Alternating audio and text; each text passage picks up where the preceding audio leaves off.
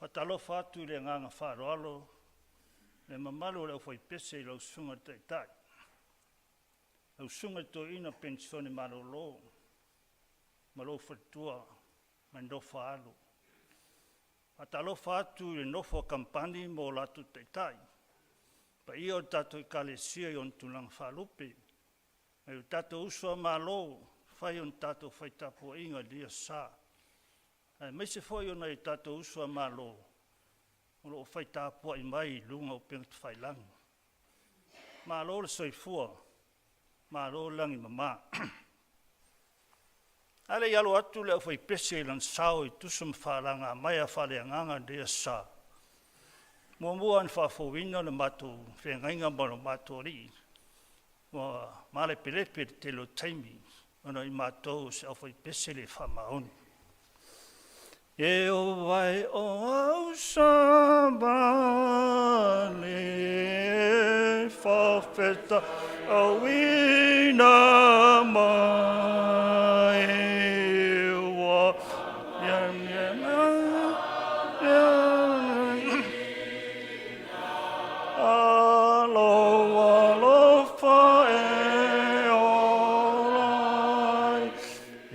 Pasanga tonu ya tonu loto maya yesu le o afaile sauni ngaema waile file Whawhetai lo sauni ngā watoe ma selele Ia talia le whalele ngā ia taile ma se ia Atonu ya Nota umaya yeso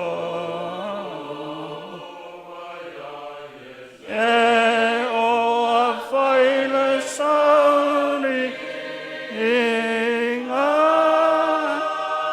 E mawaile filemo Remna natu au tu. O le tua ina nea ai o tatu tautinga. O le tua ina nea ai o tatu tautinga. If done with God, all our work are not in vain. If done with God, all our works are not in vain. Tus faitau. O salamu ta upu. E se lau duas forma fitu.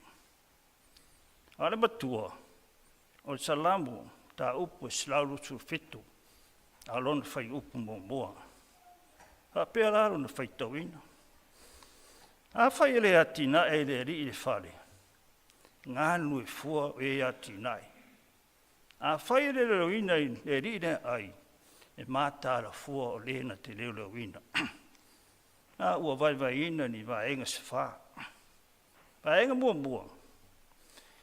E iai le atua to tonu o au fuanga. Vaenga e lua. E mawhai o na maua manuia o le ora nei. Ai mai mau pe ane ai le atua. Tolu.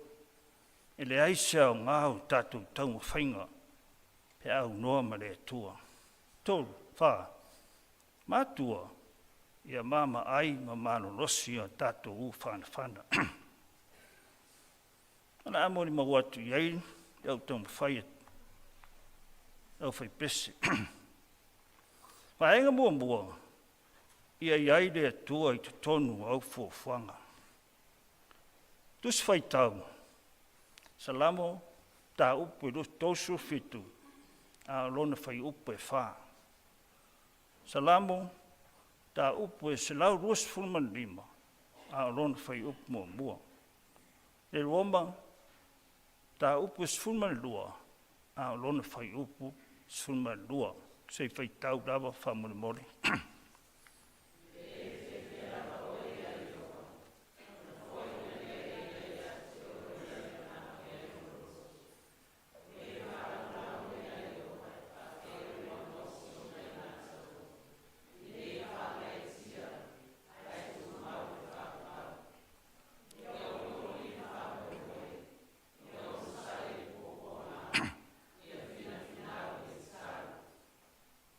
Ma e ngai rua, e mawhai o na maua manuia o leo langa nei, ai mai mau peane eise tua. Tusi whai tau pa lautere ai, ma teio pa upe ono, whai upu e no sumatasi, ma teio ono, whai upe to sumatoru, ma katia e ono, whai upu fitu marevaru, te whai tau whamune mole.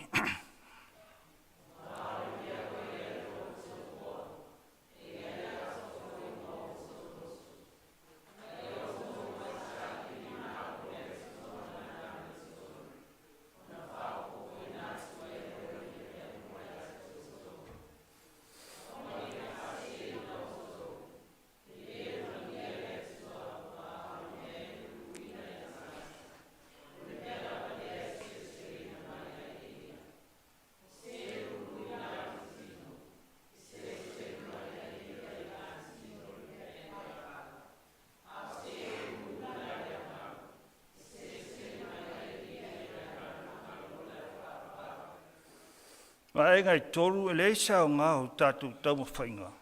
Pea au noa ma lea tua. Tus whai tau o le whata otom tā upe toru. A alona whai upu e iwa ma le se folu. Ne ruomam tā upe sfulma lima. A alona ma tā upe sfulma toru. Whai tau mwhamone mole.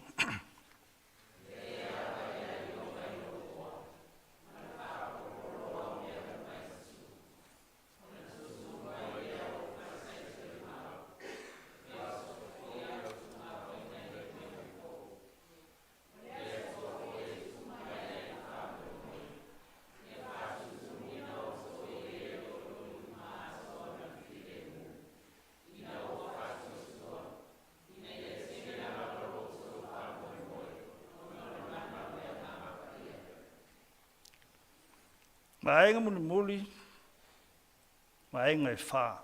Ma tua, ia mama ai mamalo losio tātou u whana. Tus whai tau, ai whata otom tau pui wha, e luas furuma lusu tasi.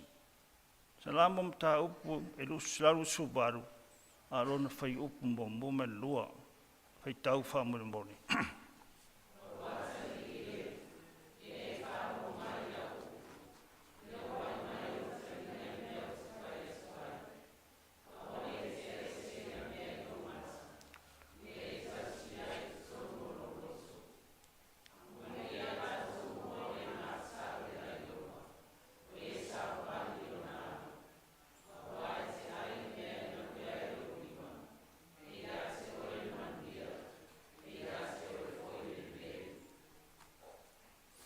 Pai mailo tātou matua.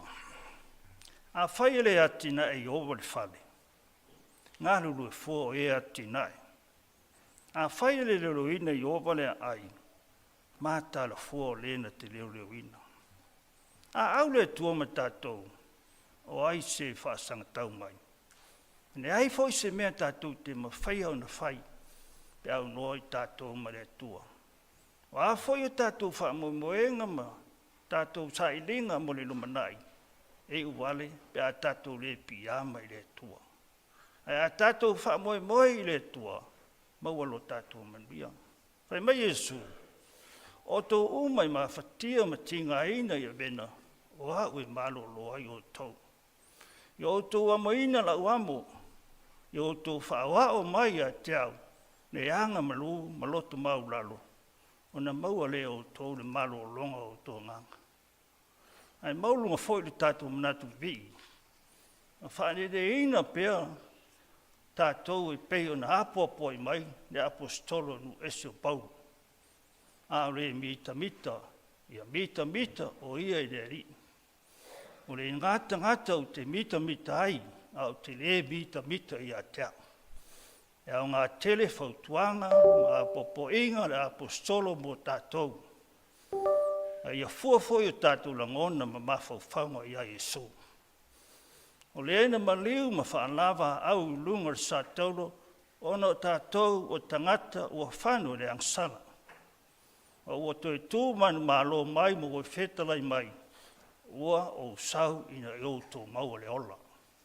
Ma ia o tō maua a tiri ai pēr. O te tuina hatu foi o tō i o tō o, ma i o tō tū mau, ma fua mai ati o tō ni fōlelei. A whai tō te tū mau, ma fua mai ati o tō ni fōlelei. Ona o fō eina atu lea i ati o tō, mea umalawa, tō te ole atua i lo moa. O ai se a le fitu mau, ma fua mai a tātou ni fōlelei. Pe a whai o tātou te tonu a whaaloina i tātou, e ala le maliu ma tū manu ma aloa Jesu. Ioi, e mai le upu le pese, when we walk to the Lord in the light of His way.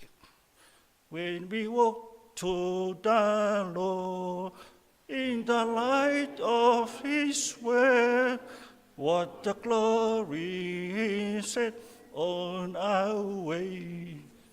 Why we do His good will, He abideth with us still, and we all will trust and obey.